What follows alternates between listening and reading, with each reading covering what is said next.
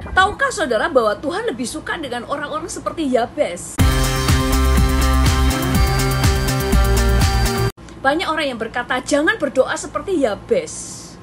Ini adalah doa yang egois, ini adalah doa yang kedagingan, adalah doa dari orang yang matre dan sebagainya.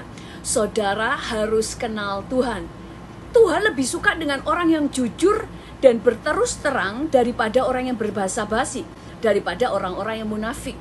Tuhan lebih suka orang model Yabes. Kalau kita belajar firman Tuhan tentang perumpamaan anak yang hilang, di situ ada anak sulung dan anak bungsu. Pada waktu anak bungsu meminta harta kepada bapaknya, tidak pernah di Alkitab ditulis bapaknya marah, bapaknya sakit hati, atau bapaknya berkata bahwa anak bungsu adalah anak durhaka. Anak bungsu ini adalah anak yang serakah, anak yang tidak tahu diri. Dia adalah anak yang kedagingan. Tidak sama sekali. Bahkan diceritakan bapaknya memberikannya semua yang dia minta, yaitu warisan yang menjadi bagiannya. Yang salah dari anak ini adalah memakai warisannya untuk pergi meninggalkan bapaknya dan berbuat dosa. Tetapi bapaknya tidak pernah berkata bahwa apa yang diminta anaknya adalah salah. Justru bapaknya senang karena anak ini berarti mengenal siapa bapaknya. Yang pertama, dia tahu apa yang dimiliki bapaknya adalah miliknya. Dia juga tahu bahwa bapaknya adalah murah hati. Yang ketiga, dia tahu bapaknya tidak basa-basi. Dia tahu kalau bapaknya berkata bahwa dia adalah ahli waris, maka dia benar-benar ahli waris yang berhak atas warisan yang sudah disediakan bapaknya. Dia tidak merasa bersalah pada waktu minta warisan itu kepada bapaknya. Tuhan lebih suka orang seperti Yabes yang jujur, berterus terang, to the point apa yang dia pengen dari Tuhan, daripada orang yang berbelit-belit dan munafik. Karena saudara harus tahu, kalau Tuhan katakan A, berarti A. Kalau dia katakan B, berarti B. Kita bukan Allah yang basa-basi. Kalau menawarkan sesuatu, hanya manis di bibir, tetapi hatinya menggerutu. Yang keempat, dia tahu walaupun dia meminta separuh dari harta bapaknya sebagai warisannya, bapaknya tidak akan menjadi bangkrut. Itu yang membuat bapaknya senang. Sementara anak yang sulung tidak mengenal bapaknya. Dia selalu melayani bapaknya dengan setia. Tetapi dia tidak pernah merasa bahwa harta bapaknya adalah harta dia. Sehingga di dalam Lukas 15 ayat 29, bapaknya berkata, "Anakku, engkau selalu bersama-sama dengan aku, dan segala kepunyaanku adalah kepunyaanmu." Selama ini, anak yang sulung tidak benar-benar mengenal bapaknya. Dia melayani, tetapi merasa tidak berhak minta sesuatu kepada bapaknya. Ada banyak orang tidak sadar telah mengintimidasi banyak orang, sehingga mereka tidak berani meminta pertolongan kepada Tuhan pada waktu mereka mengalami kesusahan seperti yang dialami oleh Yabes. Mereka lebih merasa tidak bersalah kalau mereka minta pertolongan dari dunia ini. Karena banyak orang Kristen yang berkata, yang seakan-akan pada waktu mereka minta terobosan ekonomi adalah orang-orang yang cinta uang, adalah orang-orang yang kedagingan. Banyak orang yang berkata kepada orang lain, mengintimidasi orang lain dengan berkata, jangan pernah minta harta, jangan pernah minta terobosan ekonomi, kamu itu seorang yang matre, kamu kedagingan. Orang yang berkata demikian biasanya adalah orang-orang yang dalam posisi aman. Dia punya makanan yang cukup di rumahnya, dia punya rumah dengan AC-nya, mereka punya mobil, mereka punya motor, dan dia punya biaya untuk sekolah anak-anaknya. Bahkan mereka masih punya uang di tabungan mereka. Walaupun gak sampai kaya raya, tetapi mereka dalam keadaan cukup. Sementara orang-orang yang sedang minta terobosan ekonomi adalah orang-orang yang tidak bisa membayar susu anaknya, orang-orang yang tidak bisa membayar sekolah anak-anaknya, orang-orang yang tidak tahu hari ini makan apa, orang-orang yang hari ini makan dan tidak tahu besok makan apa. Untuk orang-orang inilah Yesus datang. Justru kita mengajarkan mereka untuk berdoa kepada Tuhan, karena memang Tuhan menyediakan pertolongan bagi mereka yang memang ingin mendapatkan pertolongan. Tuhan adalah Allah bagi mereka yang butuh pertolongan. Dan Tuhan lebih suka dengan orang-orang seperti Yabes yang tidak basa-basi, yang jujur apa adanya kepada Tuhan. Sama dengan anak bungsu ini, dia minta harta kepada Tuhan dan Tuhan memberikannya tanpa intimidasi. Soal dia jatuh atau tidak adalah soal yang lain. Karena Yabes tidak pernah jatuh hanya karena dia minta berkat dari Tuhan. Yabes tidak mengalami kejatuhan. Demikian juga dengan anak bungsu. Walaupun dia pernah jatuh, tetapi dia kembali kepada bapaknya. Lebih baik di hadapan Tuhan kita jujur berterus terang apa adanya daripada kita munafik seperti anak yang sulung. Yabes berdoa kepada Tuhan di dalam kesesakannya. Dia mengalami penderitaan dan dia tahu satu-satunya yang bisa menolong dia adalah Tuhan. Itu sebabnya dia berterus terang kepada Tuhan. Dia berdoa, Tuhan berkati aku melimpah-limpah. Dan Tuhan menjawab doanya. Tuhan lebih suka orang yang datang kepada dia dengan jujur. Tetapi sebaliknya, Yudas adalah seseorang yang munafik. Dia menghakimi Maria yang memecahkan buli-buli berisi minyak narwastu hanya untuk mengurapi kaki Yesus. Seakan-akan dia orang yang tidak suka orang menghambur-hamburkan uang. Sepertinya rohani, tetapi kita lihat justru Yudas selalu mencuri uang kas yang dipercayakan kepada dia.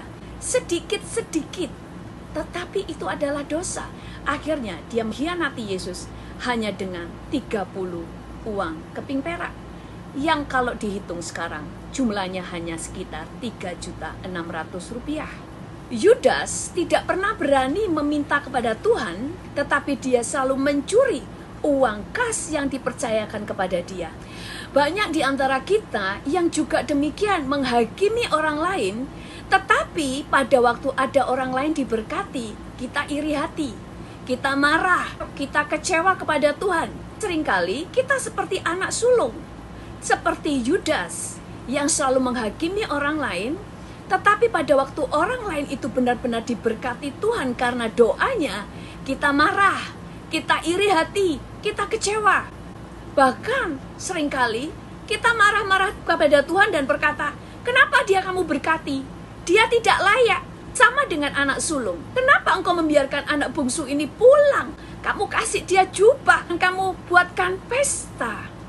Engkau potongkan lembu tambun, sementara aku satu anak kambing aja nggak pernah. Dan bapaknya hanya berkata, punyaku adalah punyamu.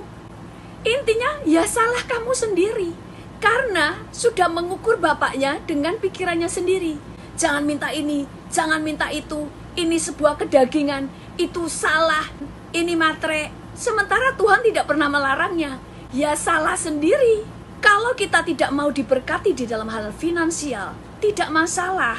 Hanya jangan menghakimi orang lain yang minta diberkati dalam hal finansial.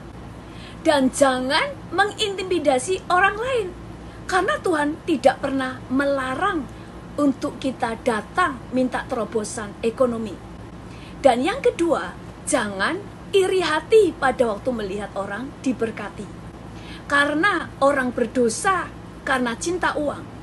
Dengan orang yang iri hati dengan orang yang diberkati secara finansial, dosanya sama besar. Kalau saudara memutuskan untuk hidup pas-pasan, selama saudara tidak iri hati dan tidak sakit hati dengan orang lain yang hidupnya terus naik dan hidupnya diberkati dan menerima terobosan, kerjakan. Kalau saudara menjadi orang yang lebih rohani dengan kemiskinan, kerjakan. Tetapi kalau saudara bisa murtad karena kemiskinan, maka jadilah orang seperti Yabes. Intinya, Tuhan itu adalah Bapa kita. Jangan mereka-reka hati Tuhan dengan pikiran kita sendiri. Tetapi kenali Tuhan melalui firman-Nya.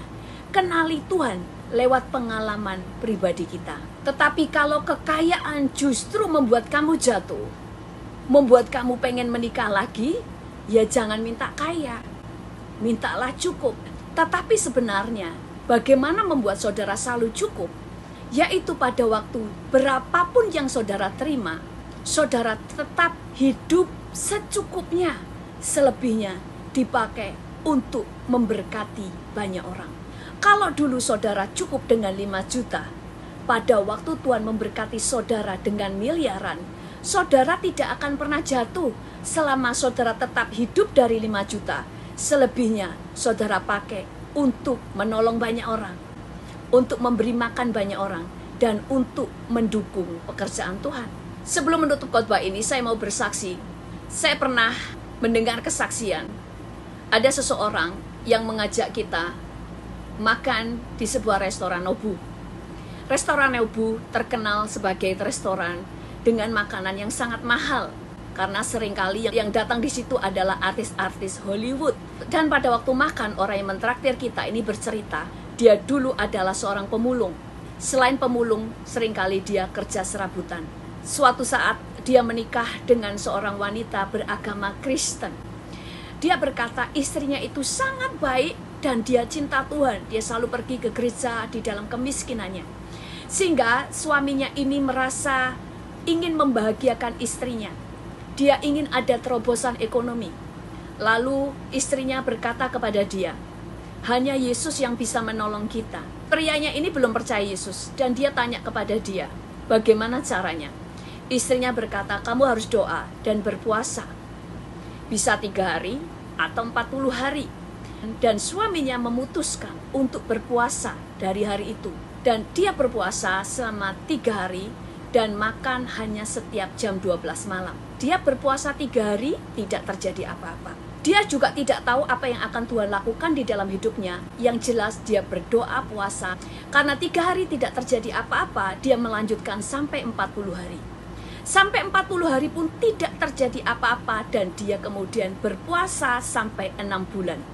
Selama 6 bulan dia berdoa, puasa, tidak terjadi apapun. Dan istrinya berkata, yang penting kamu sudah berdoa puasa, maka selanjutnya Tuhan yang bekerja. Sekarang gak usah doa puasa lagi, gak apa-apa. Karena Tuhan tahu waktu yang tepat untuk memberkati kita. Karena istrinya merasa belas kasihan kepada suaminya. Tetapi suaminya ini berkata, aku tidak akan pernah berhenti berdoa puasa sampai Yesus mengubah hidup saya. Karena aku tidak punya modal, tidak punya kepintaran, aku tidak punya keahlian, dan tidak ada satu orang pun yang bisa aku andalkan. Kalau hanya Yesus satu-satunya yang bisa menolong kita, aku akan berdoa puasa sampai Yesus menolong saya. Akhirnya dia berpuasa 6 bulan, tidak terjadi apa-apa. Dia berdoa puasa sampai 1 tahun, tetap tidak terjadi apa-apa. Sampai 1 tahun setengah, tetap tidak terjadi apa-apa. Tetapi bapak ini tidak berhenti untuk berdoa puasa. Dan dia melanjutkan sampai 2 tahun. Dia tetap doa puasa dan makan setiap jam 12 malam. Sampai akhirnya tepat 2 tahun sejak dia puasa. Waktu dia tidur, Tuhan melawat dia. Dan Tuhan memberikan dia mimpi. Dan Tuhan menunjukkan kepada dia apa yang dia harus kerjakan. Pertama, Tuhan hanya berkata kepada dia, datang ke toko bangunan, pinjam kepada mereka paku segala ukuran dan beberapa bahan bangunan. Dan Tuhan katakan datang ke proyek-proyek pembangunan perumahan. Dia taat dan dia datang kepada setiap mereka. Dia menunjukkan paku segala ukuran, ini harganya berapa, dan bisa pesan kepada dia dengan harga yang lebih murah dari tempat yang lain. Dan ternyata orang-orang itu melihat bahwa orang ini menjual dengan harga murah, maka mereka pesan kepada dia dengan uang muka lebih dahulu. Dan dia mulai datang ke toko-toko bangunan itu dan mulai memesan barang-barang yang dibutuhkan. Dia membayarnya dengan uang muka yang dia sudah peroleh. Dan dia melakukan itu terus-menerus. Dan orang-orang suka dengan pelayanan dia karena dia punya harga yang murah dan dia bisa dipercaya dan pelayanannya bagus. Sampai akhirnya proyek-proyek perumahan semuanya memesan kepada dia. Dimulai tanpa modal. Sampai akhirnya dia punya toko bangunan sendiri. Dan sekarang dia bisa membangun perumahan sendiri. Siapa bilang Tuhan tidak bisa memberkatimu? Jangan minta kepada dunia, mintalah kepada Tuhan. Tuhan sangat suka memberkati saudara. Yang Tuhan tidak suka adalah kalau saudara diberkati, saudara habiskan untuk diri saudara sendiri. Kita belajar di sini, Tuhan lebih suka kita jujur dan berterus terang kepada Tuhan daripada kita munafik. Dan jangan kita menjadi orang yang sibuk menghakimi dan mengintimidasi orang lain. Lebih baik kita seperti Yabes daripada kita menjadi orang munafik seperti Yudas.